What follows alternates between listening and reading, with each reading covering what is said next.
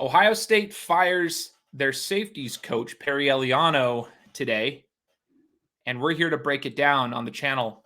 This is a sounding board for you guys, the Buckeyes fans, and I'm going to provide my own opinion, but I really want to hear what you guys have to say. It's going to be your conversation that truly leads this discussion because that's what this is for. This is Scarlet and Great here on YouTube. It's made by Buckeyes fans for Buckeyes fans.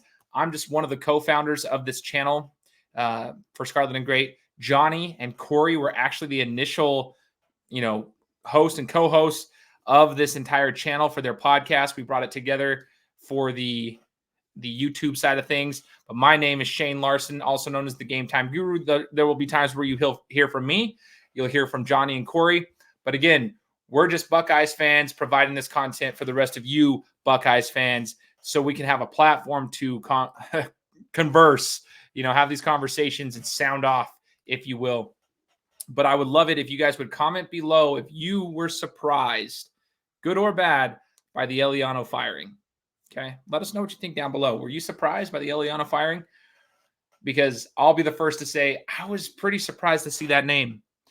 As I look back at the Buckeyes season, and if you go and listen to any of the videos that I've done with Corey and with Johnny, I was pretty patient, so to speak, with a lot of, I guess, the inconsistencies of the Buckeyes football program this year.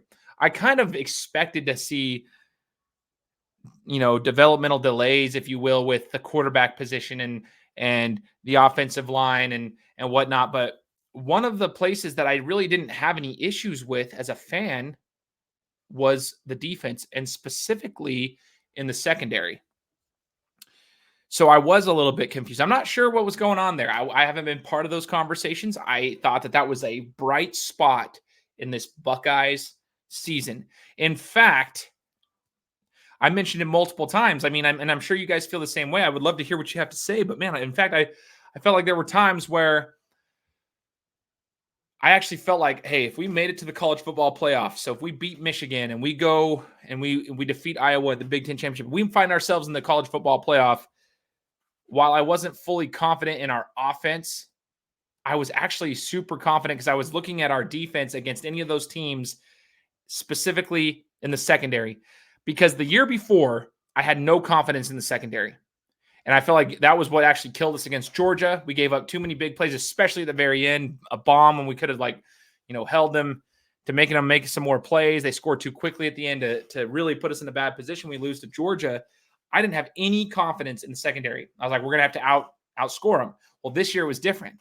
This year, I truly believed that if we had made it to the playoffs, we could have had a chance to win, specifically because of my confidence in the defense and specifically even more so with the secondary. So I was a little confused by this. I'm not going to lie. Maybe you guys are seeing something that I'm not, though. So let me know. Let me know what you guys are seeing. I'm not going to provide you guys information that you haven't already heard, right? Like, I wish I could, but it's not like I'm going to provide you with this information that you're not already seeing. You guys probably already know by now that Eliano was let go. And if not, this is your first time hearing it. Awesome. But let me know what you guys think. Okay. I want to hear what you guys have to think or have to say about it. Because I'm not going to lie, I'm still trying to digest this information. I'm a little caught off guard. It's like a boxer, which I used to be one. Couldn't tell now. But when you get caught by a punch you're not seeing coming, that's the one that kind of hurts the most, makes you wobble. I feel like this is kind of like that. I feel like as a fan, I felt like I got caught off guard. And now I'm kind of wobbling, trying to digest this. But I wanted to push this video out so I could get the conversation flowing with you guys. Do you guys think this is the first domino to fall out of many? Or do you think this is the only one? Like, what are we seeing?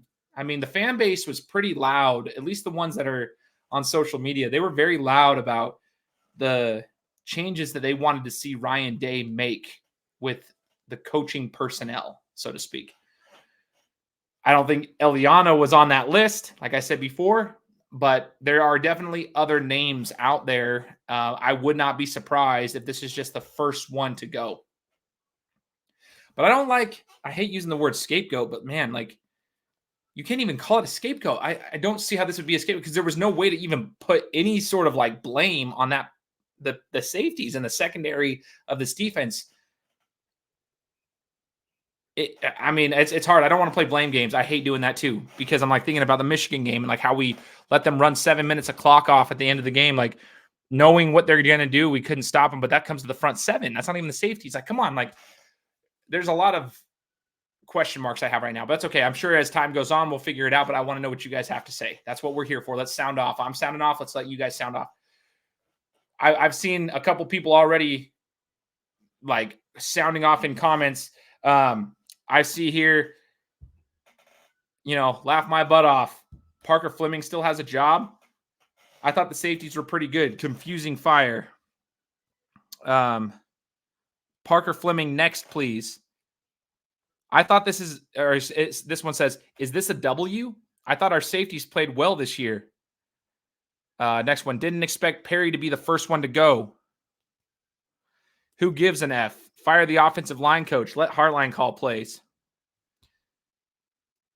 And it starts. Let the coaching staff, let's get that coaching staff together. Why the F is Parker Fleming not fired yet? Okay, well, here's the only thing that I've seen here, and I'm sure you guys will say it, that I actually kind of agree with. Can't say I'm surprised about this. Got to recruit better at this position. That's what Knowles wants. That. And I'm glad that was stated. Like, it was a little confusing to me, but he did lose out on some big-time names. And in this era of NIL and in this era of recruitment, you have to build momentum quickly or you will get buried. You will get buried. You will lose out to lesser programs with recruitment and NIL. You've got to land some to start the momentum. I feel like the offensive line, like as of right now, who knows? By the time like tomorrow comes, who knows what happens there with the coaching staff. But I felt like, McLaughlin coming over from Alabama, which we'll talk about in another video tomorrow, but that helps stem the momentum, right? It goes in the right direction. Running backs, quarterbacks, skill positions, when they come over, it gets some momentum flowing for the future of the program. If there was an area where Eliano struggled, I guess, if you want to call it that, it was landing the big-time recruits. Like not losing the ones that we already had as well. It's not just landing them, it's just not losing them, right? And it's a hard thing to do in this era of NIL and transfer portals and everything. So perhaps there's some substance to that comment. Let me know what you think. Could he have improved in the recruitment area? Probably. For the progress of this program and this, like you've got to, so for the future of this program and for the progression, you've got to recruit at a high level because you've got to have guys that can come in there and play because transfer portal stuff messes everything up. Guys aren't as loyal as they once were. So you've got to find a way to do it. So maybe that's what it is. I want to hear what you guys have to say.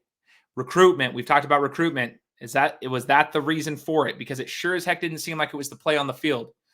Were players not behind him in the locker room? Were the other coaches not behind him in the locker room? I don't know, but at least the play on the field showed something of to leave me optimistic about it, right? So who knows? And who's next? Do you guys want to see Parker Fleming next? I hate talking about people's jobs. Do we expect to see that, though? Do we expect to see more changes coming out of the Buckeyes office?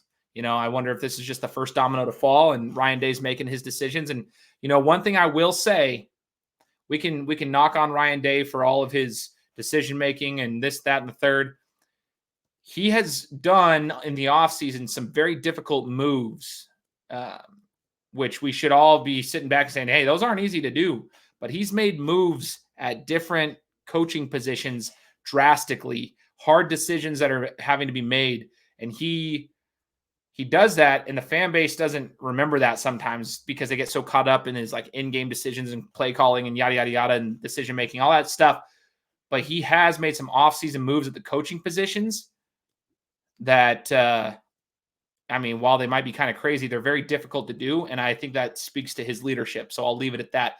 I would love to hear what you guys have to say. Again, please comment below if you guys are surprised by this Eliano firing, and let's get the discussion flowing. Again, my name is Shane Larson. This is the Game Time. Well, I'm the Shane Larson, the Game Time Guru. This is Scarlet and Great here on YouTube, a channel made by Buckeyes fans for Buckeyes fans. So let's hear what you got to say. God bless and go Bucks.